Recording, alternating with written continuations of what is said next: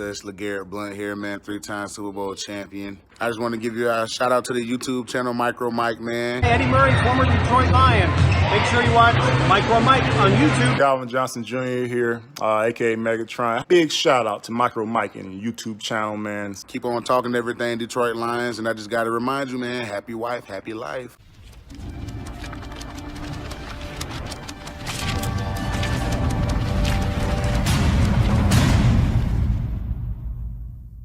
What's going on YouTube? This is your boy Mr. MicroMike, and today we're going to talk about the tight end depth battle that's going to be taking place. And yes, training camp is starting on time. Yes, they just did a memo and they told all teams to start on time. That is a great thing for us NFL fans, for us Detroit Lions fans, because we can finally move forward towards a season.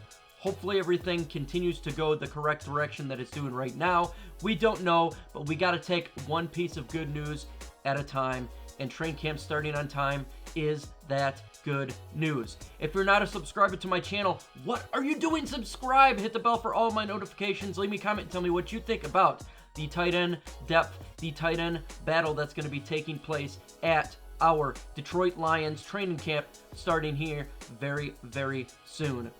Let's jump into it right now.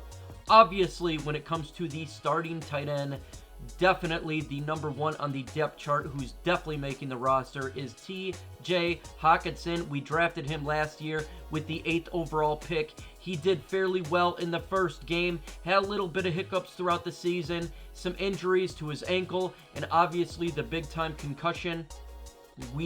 I think that this man is going to have a very good season this year. He will be our number one tight end. I think you're going to see him a lot in the red zone. I think you're going to see Matthew Stafford target this man. He can block, he can catch. He is an integral part to this offense going forward this year. It is important for him and for us as fans. The only thing we got to worry about is his concussion history. How is the ankle is healing? Can he continues to stay healthy in 2020? That is the issue that we need to talk about, and we need to pay attention to, not just in training camp, but throughout the season. But he is our number one tight end, no doubt about it. Obviously, we're not even gonna contemplate, is this man gonna make the roster? We all know. Number 2, Jesse James, the man that we picked up in free agency last year from the Pittsburgh Steelers. He had a not so great year last year for our Detroit Lions. He wasn't getting targeted a lot. He wasn't, didn't feel like he was really part of the offense that much at all.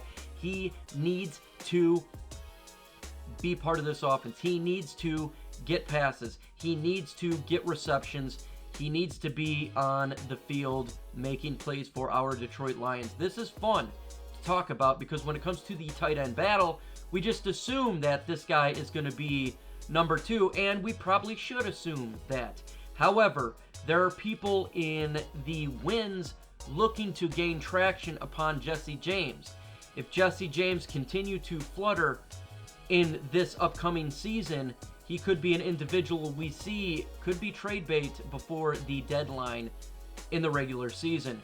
Pay attention to this. It is very important to talk about this. Obviously, number 3, he is a hybrid player. We're talking about Isaac Ngata. He was used as a tight end, obviously as a fullback as well last year. He initially didn't make the roster. He was a practice squatter, but he came on the field last year, and we used him as a tight end, but a lot as a fullback. And to me, I think he is the number 3, not just because he can catch the football, but because we utilize him as a fullback. So he'll be like a hybrid player. I do think he makes the roster. I do think he takes the fullback position, but he is a tight end. So we'll see him as a number 3. Number 4 is the undrafted rookie, Hunter Bryant, the tight end. He was very coveted for NFL teams to make this team. They wanted him on their teams. I think he actually does make the roster, guys. The reason I say he makes the roster is because he's going to be wanted by 31 other teams, in my opinion. There's a lot of teams out there that's going to want young tight ends. He was a very scouted tight end to join practice squad of other NFL teams. PFF ranking him as the top tight end in college. Now, do I think he's the top one? Probably not. But I think he is going to be an individual that if we just sign him to the practice squad, he is not going to make the roster because another team will poach him from us and sign him to their 55-man roster. And he is another individual that Jesse James needs to pay attention to. In my opinion, he could actually jump Jesse James throughout the season. And again, it could make Jesse James with the ability to trade if that occurs.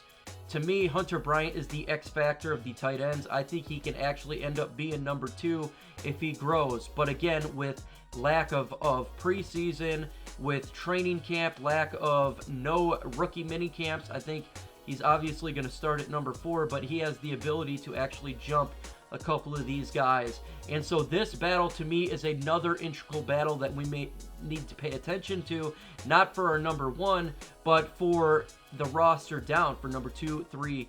And so to me, that's the way it's going to be. We also have a guy on the roster named Matt Sokol. I don't believe he makes the roster at all. I don't really want to talk about it because to me, he's not going to make the team. There's just too many tight ends right now that's on the team, and he's not going to make it. And especially with the lack of preseason, the lack of this individual to show his skills, it's going to be very difficult for him. With that said, folks, tell me what you think. Who's going to be 1, 2, 3, and 4? Do you think we're going to have 4 tight ends? Do you think we're just going to have 3? Let me know. Adios.